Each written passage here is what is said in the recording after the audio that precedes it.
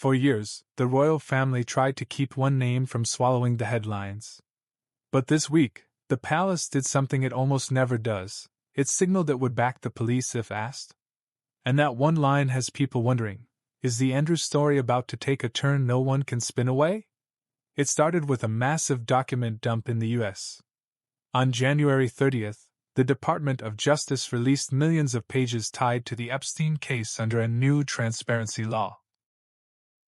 And even the DOJ warned the collection could include materials that are fake, inaccurate, or sensational.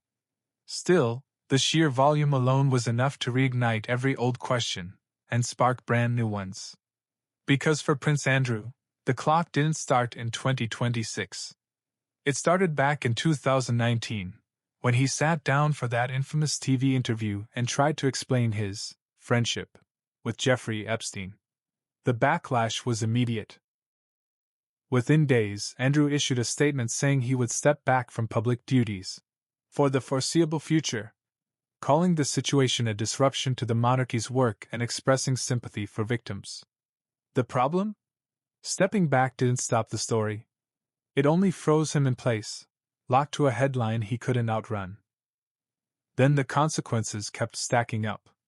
The civil case brought by Virginia Giuffre ended in an out-of-court settlement in 2022, and even after that, Andrew never really returned.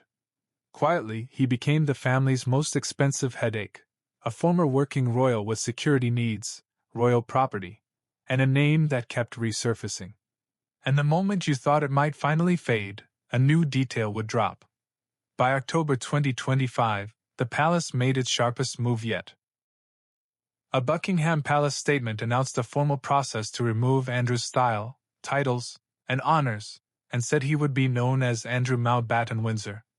It also noted formal notice had been served regarding his home, Royal Lodge, meaning he would move to alternative private accommodation. For a royal institution built on tradition, that was basically a public severing. But the files didn't stop. Reports around the latest release pointed to fresh, awkward reminders. From alleged correspondence to old holiday cards and family photos circulating again in the public conversation. None of that proves wrongdoing by itself, but it does one thing perfectly. It keeps Andrew's name glued to Epstein's, no matter how hard the palace tries to move on. And then came the latest spark. After this newest batch of Epstein files dropped, Thames Valley Police said it was assessing an allegation connected to Andrew. Reuters reported the palace response was blunt. While the specific claims are for Andrew to address, Buckingham Palace would stand ready to support police if approached. That wording matters. It's not a defense. It's not silence. It's the monarchy placing itself on the side of procedure. And letting Andrew stand alone if the questions get sharper. At the same time, something else changed. The family's tone went public. In Dubai, Prince Edward was asked about the files and didn't dodge the heart of it. He said it was important to remember the victims, and he repeated it, stressing who the victims are in all of this.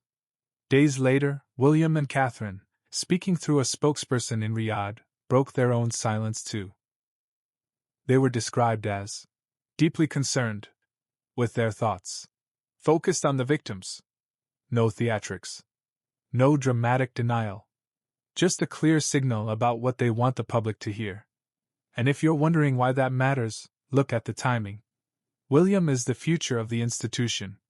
Every headline about Andrew is a preview of what William could inherit, not just the crown, but an argument about whether the monarchy can claim duty while protecting its own.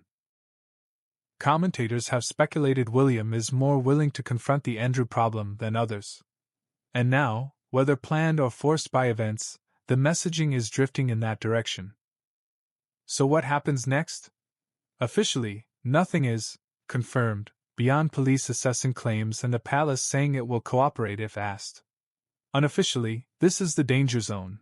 More documents, more leaks, more pressure for answers. Some reports even suggest rising calls in the US for Andrew to give testimony about his links to Epstein. Whether that goes anywhere or not, the point is simple. The story has crossed borders, and it's not slowing down. Because the real question isn't just what's in the files. It's what the monarchy does when the files keep coming. In 2019, Andrew tried to talk his way out. In 2025, the palace tried to cut him loose. And in 2026, the palace is hinting it won't stand in the way if the law comes knocking. And that might be the most revealing shift of all.